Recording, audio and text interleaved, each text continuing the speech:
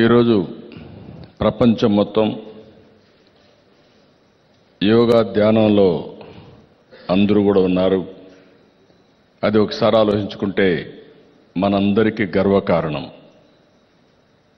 యోగా ఇప్పటిది కాదు, మన పూర్వీకులు మనకిచ్చినటువంటి వారసత్వ సంపద. ఒక్కొక్కసారి మనకొచ్చే వారసత్వాన్ని మనం మర్చిపోయి దానివల్ల చాలా ఇబ్బందులు కూడా పడుతుంటాం. ఇది మనం చూస్తే క్రీస్తు పూర్వం 500 నుంచి 1000 సంవత్సరాల సమయంలో పతాంజలి మహర్షి ఈ యొక్క యోగా శాస్త్రాన్ని ఆ రోజు ప్రాక్టీస్ చేయడం, అక్కడి నుంచి మన పెద్దవాళ్ళందరూ ఈ యోగాని ఒక పద్ధతి ప్రకారం చేస్తూ వచ్చారు.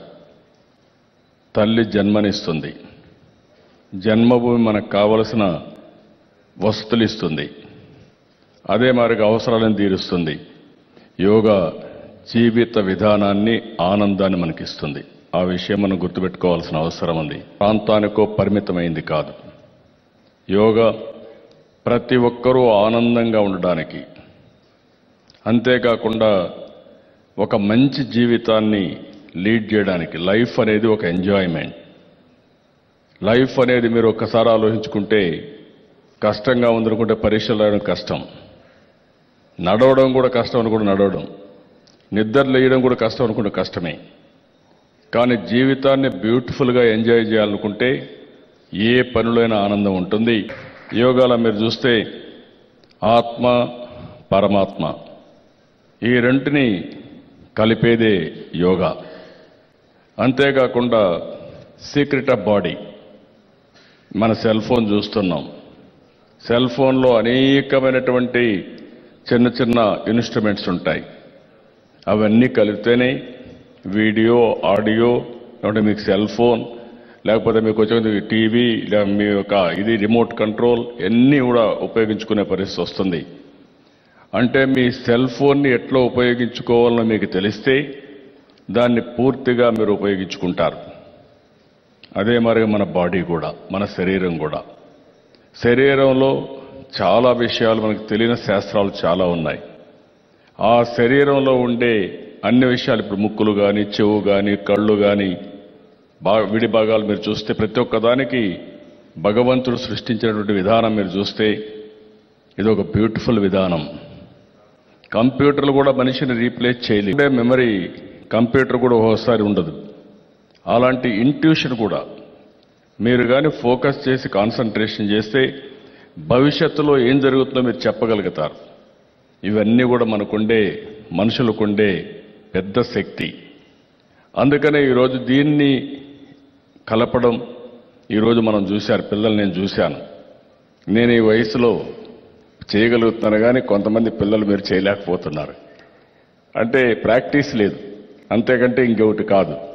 అంటే మనం గుర్తుపెట్టుకోవాల్సింది, బాడీని, మైండ్ని మీరు కంట్రోల్ చేయగలిగితే, దాన్ని ఎప్పటికప్పుడు మీరు ఆకలేస్తే భోజనం చేస్తున్నారు, అదే సమయంలో మీ బాడీకి మాత్రం చిన్న చిన్న ఎక్సర్సైజ్ కానీ, మీ మైండ్కి కూడా సరి అయిన ఎక్సర్సైజ్ మనం ఇవ్వలేకపోతున్నాం.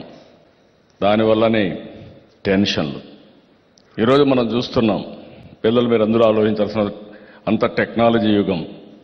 మీరు నిద్రలేసి సెల్ ఫోన్ తీసుకుంటారు, అక్కడి నుంచి ఆ సెల్ ఫోన్లో అన్ని పనులు అవుతున్నాయి. కానీ సెల్ ఫోన్ అవసరం. అట్ ది సేమ్ టైం బాడీని మనం కానీ సరిగా పెట్టుకోగలిగితే, మైండ్ని కానీ సరిగా కానీ మనం ప్రాక్టీస్ చేయగలిగితే ఏదైనా సాధ్యం. ఆ విషయాన్ని ఇటీవల కాలంలో మీరు చూస్తే మన ప్రధానమంత్రి నరేంద్ర మోడీ గారు, ఆయన ప్రధానమంత్రి అయిన తర్వాత ఈరోజు ఐక్యరాజ్య సమితికి వెళ్ళి యోగా ప్రాముఖ్యత చెప్పి, యోగాని ఇంటర్నేషనల్ యోగా డే కింద తీసుకొచ్చి 195 దేశాల్లో ఈరోజు యోగా చేస్తున్నారంటే అది ప్రపంచానికి మనం ఇచ్చినటువంటి కానుక. దీనివల్ల మనకు లాభం కంటే ప్రపంచానికి మంచి జరుగుతుంది. మనుషులు మనుషులుగా బతకాలి, అదే యోగా ఇస్తుంది. ఈరోజు భారతదేశానికి చాలా సంపదలు ఉన్నాయి. మీరు ఆ విషయం గుర్తుపెట్టుకోవాల్సిన అవసరం ఉంది. ప్రపంచంలో అన్ని దేశాల కంటే నాగరికతలో ముందుండింది భారతదేశం. దాన్ని కూర్చొని మంత్రుల్ని ఎమ్మెల్యేలని యోగా నేర్పించాను. అప్పుడు చాలామంది నన్ను అన్నారు యోగా అవసరమని. కాదు, మనిషి ప్రశాంతంగా ఉంటే మంచి ఆలోచనలు వస్తాయి. ఎప్పుడైతే ఒకటి గుర్తుపెట్టుకోవాల్సిన అవసరం ఉంది, ఫోకస్ చేయాలి, కాన్సంట్రేషన్ రావాలి. మీలో ఒకటి గుర్తుపెట్టుకోవాల్సిన అవసరం ఉంది, పుట్టినప్పుడు అందరూ మామూలుగానే పుడతాం. పుట్టిన తర్వాత మనం చేసుకునే ప్రాక్టీస్ని బట్టి ప్రపంచంలో ఏదైనా సాధించగలుగుతాం. ఈరోజు మైక్రోసాఫ్ట్ CEO మనవాడు తెలుగు బిడ్డున్నాడంటే నాదేళ్ల సత్య, గూగుల్లో మనవాడు CEOగా పిచ్చాయి ఉన్నాడంటే, సుందర పిచ్చాయి ఉన్నాడంటే అది వాళ్ళ శక్తి సామర్థ్యాలకు ప్రతీక. నేను అందుకనే ఈరోజు ప్రపంచానికి మొత్తం యోగా మనం ఇచ్చినప్పుడు మనం కూడా దీన్ని బాగా ప్రాక్టీస్ చేయాల్సిన అవసరం ఉంది. అందుకే నేను మిమ్మల్ని కోరుతున్నా, యోగాను ప్రాక్టీస్ చేస్తే మీకు జీవితం ప్రశాంతంగా ఉంటుంది. ప్రశాంతమైన జీవితం ఆరోగ్యాన్ని ఇస్తుంది. ఆరోగ్యం బాగుంటే ఆనందం ఉంటుంది. న్యూట్రిషన్కి ప్రాధాన్యత ఇచ్చాం, న్యూట్రిషన్ మిషన్ పెట్టాం. యోగా ఇన్ ఆల్ కాలేజెస్లో పెట్టడం కోసం ఏదైతే ఆయుష్ ద్వారా 25 కోట్లు డబ్బులు ఇచ్చాం, 52 సెంటర్లు పెట్టాం.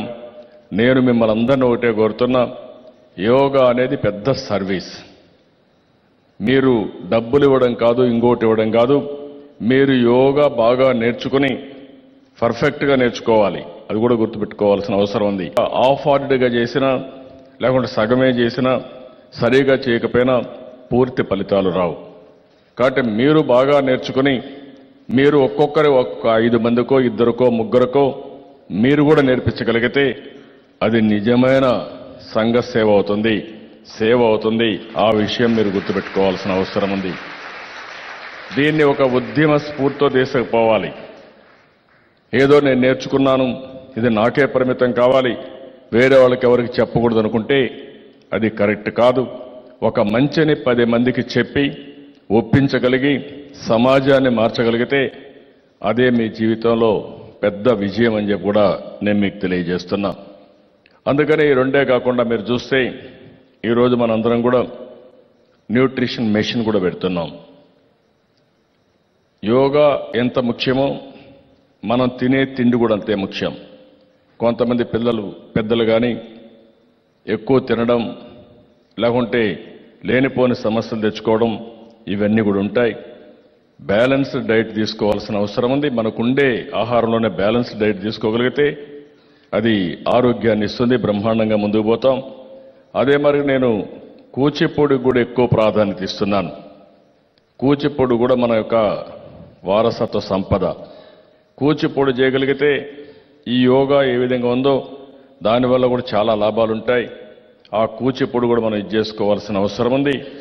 ఇవి కాకుండా నేను చాలా స్పష్టంగా మిమ్మల్ని అందరినీ కోరింది, మనం ఒక విజన్ పెట్టుకొని ముందుకు పోతున్నాం. సంపదే కాదు, సంపత్తో ఆనందం ఉండాలి. పేదరికం పోవాలి. పేదరికం పోవడమే కాకుండా ఆనందమైన సమాజాన్ని మనం నిర్మాణం చేసుకోవాల్సిన అవసరం ఉంది. దీనికోసమే నిన్న మొన్న కూడా వనం మనం ప్రకృతిని ఆరాధించే పరిస్థితి రావాలి. ప్రకృతిని కాపాడుకోవాలి. ప్రతి ఒక్కరూ ప్రకృతిని పెంచి పోషించే పరిస్థితి రావాలి. అందుకే వనం మనం కూడా ఒక కార్యక్రమం తీసుకున్నాం. దాన్ని కూడా మీరందరూ ముందుకు తీసుకుపోవాల్సిన అవసరం ఉంది. ఇటీవల మన రాష్ట్రంలో ఈ ఔషధిని ఉంది. ఇందులో మీరు చూస్తే హైపర్ టెన్షన్ అనేది థర్డ్ బిగ్గెస్ట్ ప్రాబ్లం, ఆరోగ్య సమస్య. దానికి కారణం టెన్షన్. ప్రతిరోజు నిద్ర లేయంగానే మనం అందరం కూడా ప్రపంచాన్ని మొత్తం మనమే మోస్తున్నామని చాలా ఆరాటపడిపోతూ ఉంటాం, తొందరపడిపోతూ ఉంటాం.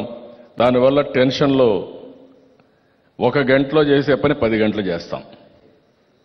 ఎప్పుడు కూడా కన్ఫ్యూజ్డ్ మైండ్ ఉన్నా, కన్ఫ్యూజ్డ్ బాడీ ఉన్నా మనం చేసే పనికి ఫలితాలు రావు. అది పోవాలంటే మనలో ఒక ప్రశాంతత ఉండాలి. ఆ ప్రశాంతత ఇచ్చేది యోగా. అలాంటి యోగా ప్రపంచానికి ఇచ్చింది భారతదేశం. ఆ యోగాని ప్రపంచం మొత్తం చాటి చెప్పిన వ్యక్తి మన ప్రధానమంత్రి నరేంద్ర మోడీ. దీనికి మనందరం గర్వపడవలసిన అవసరం ఉంది.